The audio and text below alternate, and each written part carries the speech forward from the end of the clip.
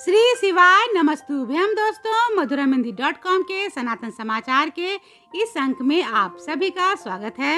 छत्तीसगढ़ की पावन धरा पर फिर एक बार पंडित प्रदीप मिश्रा जी के श्रीमुख से शिव महापुराण की 7 दिवसीय कथा शुरू होने वाली है। तो इस कथा से जुड़ी सभी जानकारियां जानने के लिए वीडियो पे बने रहिएगा।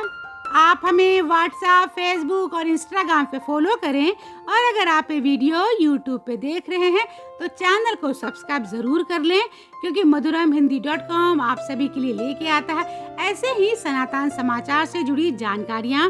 और ऐसे ही जानकारियों को पढ़ने के लिए आप हमारे वेबसाइट पे जरूर आइए।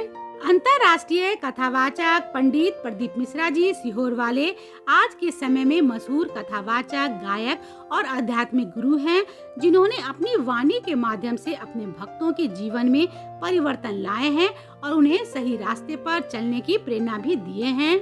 पंडित प्रदीप मिश्रा जी की सबसे बड़ी खासियत ये है कि वो अपने प्रवचन में शिव महापुराण की कथा सबसे ज्यादा करते हैं और उनके उपाय भी बताते हैं, जिसके कारण वो बहुत लोकप्रिय भी हुए हैं।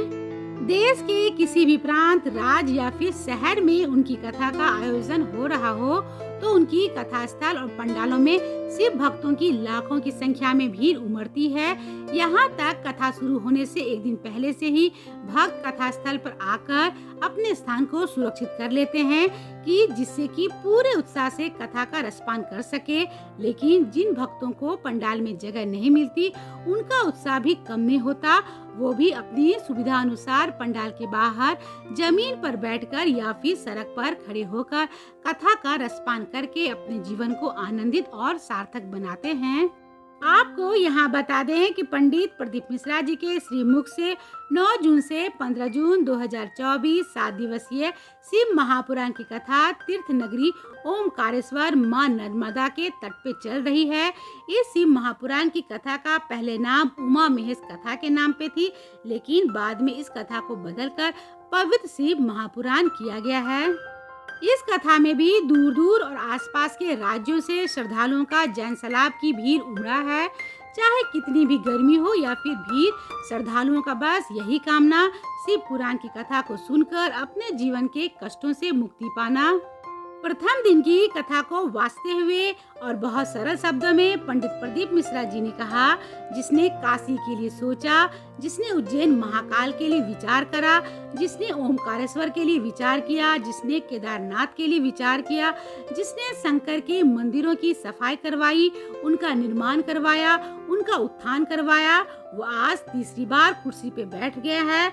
जो संसार के मंदिर को आनंदित करता है वो दुनिया में कभी भी नीचे नहीं आ सकता। वो सिंहासन पर चढ़ता ही चला जाता है और आगे बढ़ता रहता है। तो चलिए वीडियो को आगे बढ़ाते हुए हम जान लेते हैं छत्तीसगढ़ गंडई में कब से हो रही है पंडित प्रदीप मिश्रा जी के श्रीमुख से शिव महापुराण कथा। खेरागढ़ छुई खदान, गंडई जिला, छत्तीसगढ़ में 18 जून से 24 जून 2024 रोजाना दोपहर 2 बजे से 5 बजे के बीच गोडवाना मैदान में पंडित प्रदीप मिश्रा जी के श्रीमुख से शिव महापुराण कथा का आयोजन किया जाएगा, जिसकी तैयारी बहुत ही जोर शोर से की जा रही है। इसके लिए गंडई स्थित गोडवाना मैदान कथा स्थल का कलेक्टर चंद्रकांता वर्मा जी ने जायजा लिया। समिति के सदस्यों ने बताया कि व्यवस्था पहले से ही तैयार कर ली गई है। इसके अलावा कथा स्थल पहुंचने वाले श्रद्धालुओं की सुविधा के लिए भी खास ख्याल रखा जा रहा है। उनके बैठने की अच्छी सुविधा के अलावा अन्य सुविधाओं का भी ख्याल किया जा रहा है। समिति ने जानकारी दी है कि वाहन पार्किंग के लिए कथा स्थल और गंडई नगर से दूर स्थल का चयन कर लिया गया है। भोजन बनाने के लिए कथा स्थल के सामने परिसर में तैयारी कर ली गई है। इसके अलावा चिकित्सा, ट्रैफिक, बिजली और अन्य सुविधाओं की भी व्यवस्था कर ली गई है। तो चलिए जान लेते हैं कि कथा स्थल गंडई कैसे पहुँचे। आपको बता दें कि गंडई तक आने के लिए आपको दुर्ग, भिलाई, रायपुर, बिलासपुर या फिर बेमेतरा आना पड़ेगा। यहाँ आने पर आपको कथा स्थल आने के लिए बसें या फिर आपको निजी वाहन आसानी से मिल जाएंगी।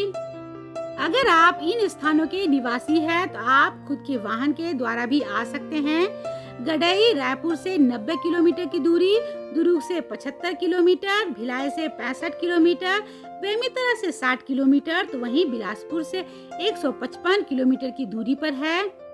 अगर आप इन स्थानों के निवासी हैं तो अवश्य कथा स्थल पहुँचे, जिससे कि आप भी शिव महापुराण की कथा का रसपान करके अपने जीवन को सार्थक कर सकें।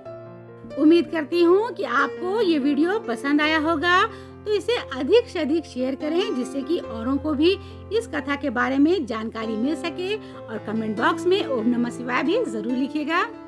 तो मिलते हैं madhuramhindi.com के अगले वीडियो में एक ऐसे ही सनातन समाचार के साथ। तब तक आप अपना और अपनों का ख्याल रखिएगा। श्री शिवाय नमस्तुभ्यम।